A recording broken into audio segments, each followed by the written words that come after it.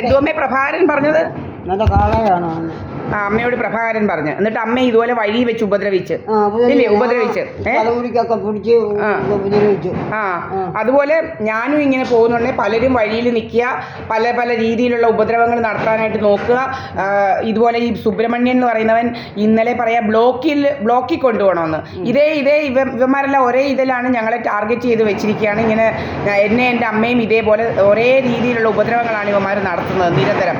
എൻ്റെ അമ്മ കേസ് കൊടുത്തത് അത് അന്ന് ബിജു പി എന്ന് പറയുന്നവനെ പോലുള്ള വക്കീൽ നമുക്കെതിരായിട്ടില്ലാഞ്ഞുകൊണ്ട് ആ കേസൊക്കെ എടുത്ത്. ഇന്ന് ഈ വക്കീലെന്ന് പറയുന്ന ഈ ബിജു പി ഉള്ളത് കാരണം നമ്മുടെ കേസസ് ഒന്നും എടുക്കുന്നില്ല. മജിസ്ട്രേറ്റ് വരെ വലിയ അതുപോലെ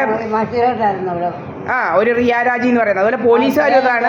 പോലീസുകാർ ഇവിടെ വരെ വരും, വന്നിട്ടങ്ങ് പോകും. അല്ലാതെ അവർ യാതൊരു നടപടികളും എടുക്കാതെ പോവുകയാണ്. പിന്നെ എന്തിനാണ് ഈ 100 വിളിക്കുന്നതെന്ന് നമുക്കറിയത്തില്ല. ഈ 100 എന്ന് പറയുന്ന സംഗതി എന്തിനാണ് വെച്ചിരിക്കുന്നതെന്നും അറിയത്തില്ല. അതുപോലെ എൻ്റെ അമ്മയെന്ന് പറയുന്നത് 88 വയസ്സുള്ള ഒരാളാണ്.